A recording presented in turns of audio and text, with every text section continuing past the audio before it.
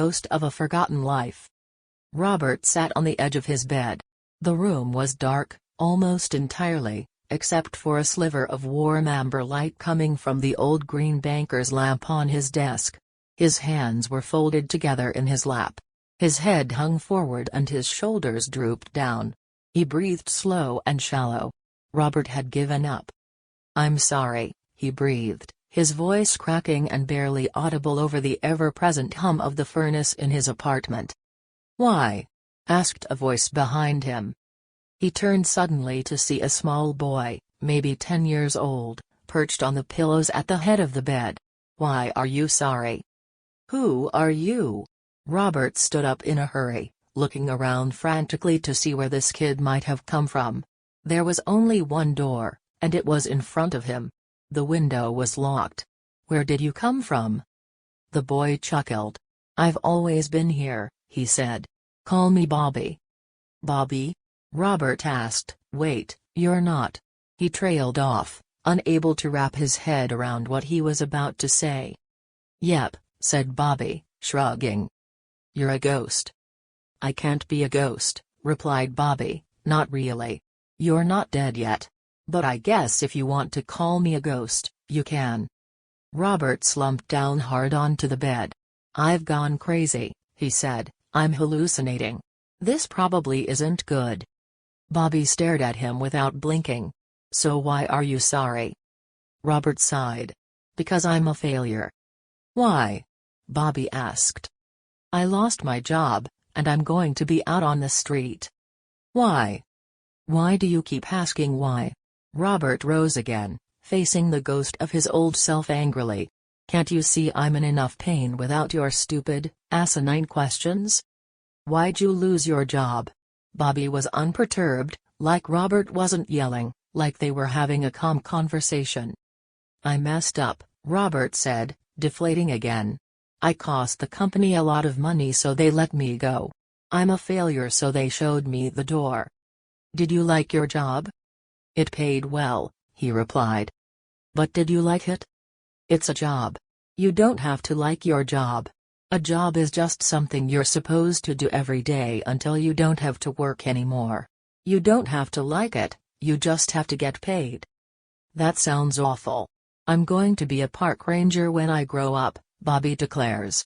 "I'll just hike around all day making sure no one burns down the forest or gets eaten by bears." Robert barks out a hollow laugh. "You're not going to be a park ranger, kid. You're going to be an insurance claim adjuster." "Why?" Robert shrugs. "The money's better," he says. "But you got fired," Bobby points out. "Is the money still going to be better?" "Well, no. I guess not anymore." "So why didn't you become a park ranger?" Robert sighed heavily and ran his hand through his hair. "Do you, I don't know, want some milk and cookies?" Robert and Bobby sat across from each other at Robert's kitchen table. They each had a glass of milk in front of them. Robert had ripped open a package of Oreos for them to share. He had already eaten a handful of the cookies, but Bobby merely went through the motions. He pretended to pick up an Oreo and pretended to hold it under the milk until the bubbles stopped coming up. Then he pretended to shove it into his mouth and lick the pretend milk off his fingers. "I'm sorry," Robert said.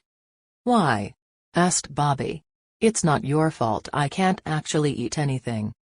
Robert retrieved his cookie from the milk after waiting for that last air bubble to burst out. He popped it into his mouth and licked his fingers. "I'm sorry I didn't become a park ranger. Or a music teacher," he said through his full mouth. "Or a treasure hunter," Bobby added.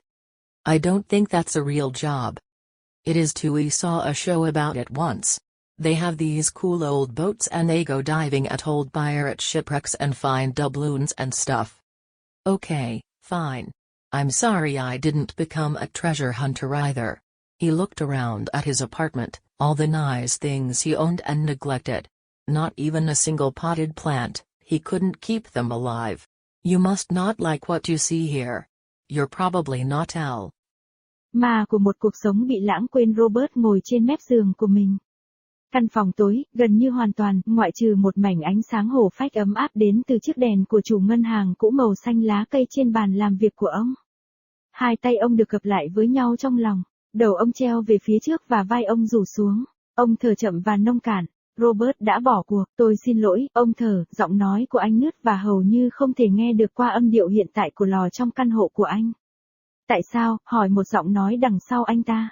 Ông bất ngờ quay lại nhìn thấy một cậu bé, có lẽ 10 tuổi, nằm trên gối ở đầu giường. Tại sao anh lại xin lỗi? Anh là ai? Robert đứng dậy vội vàng, nhìn xung quanh điên cuồng để biết đứa bé này có thể đến từ đâu. Chỉ có một cánh cửa, và nó ở trước mặt ông. Cửa sổ đã bị khóa. Bạn đến từ đâu? Thằng nhóc cười. Tôi đã luôn ở đây, ông nói. Gọi tôi là Bobby. Bobby, Robert hỏi, khoan đã, anh không phải vậy. Anh ta đi theo, không thể quấn đầu mình quanh những gì ông sắp nói. Vâng, Bobby nói, nhún vai. Anh là một con ma. Tôi không thể là một con ma, Bobby trả lời, không hẳn vậy. Anh vẫn chưa chết, nhưng tôi đoán nếu bạn muốn gọi tôi là ma, bạn có thể. Robert vất vả xuống giường. Tôi đã phát điên, ông nói, tôi đang bị ảo giác. Điều này có thể không tốt. Bobby nhìn chằm chằm vào anh ta mà không chớp mắt. Vậy tại sao anh lại xin lỗi? Robert thở dài, bởi vì tôi là một thất bại. Tại sao? Bobby hỏi, tôi bị mất việc và tôi sẽ ra ngoài đường phố. Tại sao anh cứ hỏi tại sao? Robert lại đứng dậy, đối mặt với hồn ma của bản thân cũ của mình giận dữ. Anh không thấy tôi đang đau khổ đủ nếu không có câu hỏi ngu ngốc asinine của anh sao? Tại sao anh bị mất việc? Bobby không bị xáo trộn, giống như Robert không hét lên, giống như họ đang có một cuộc trò chuyện bình tĩnh. Tôi đã làm hỏng, Robert nói, giảm phát một lần nữa. Tôi đã tốn rất nhiều tiền cho công ty nên họ cho tôi đi. Tôi là một thất bại nên họ chỉ cho tôi cánh cửa. Bạn có thích công việc của mình không?